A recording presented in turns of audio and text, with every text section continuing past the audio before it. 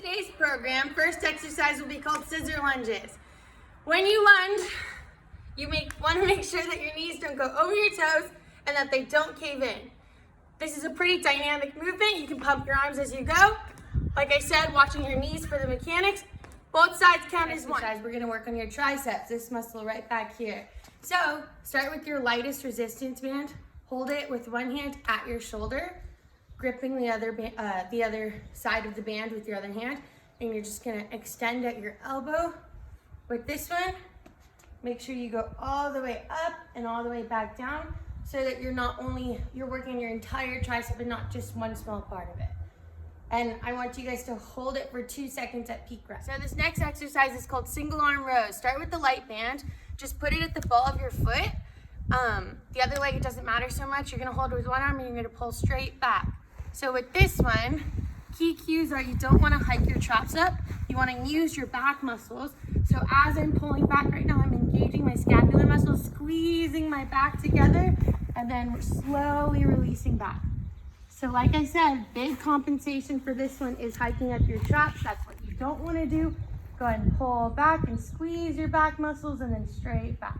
And then switch. Next exercise, we're gonna be working on our biceps, this muscle right up in here. Light band, put it under your knee, and so you're gonna grip the band palms face up, slow and controlled, all the way up and back down. So with this one, like I said, with the triceps, you wanna make sure that you're fully extending. So this next exercise, we're gonna do negative push-ups with an emphasis on eccentric lowering. So go ahead and assume your push-up position, pushing out your back, rounding out your shoulder blades, keeping your core tight, and you're gonna work on slowly lowering your body down until failure, and then back up. The light band right here, we're using a tetherball pull. If you don't have one, it should work on your door handle. So just wrap it around, make a loop. So with this one, you're gonna hold two hands, and you're gonna do both directions, so it doesn't matter what you start with. Facing forward, twisting your upper torso. Notice how my hips stay face forward. It's more so just my upper torso. And you should be engaging your abs this whole time. And then once you're done, switch sides. So next exercise will be the shoulder press matrix. It'll be 3D, so 3 directions. First direction will be across your body, but to start off, notice how my arm is at 90 degrees. 90 degrees. First direction will be across, and then back to 90. Second direction, straight up.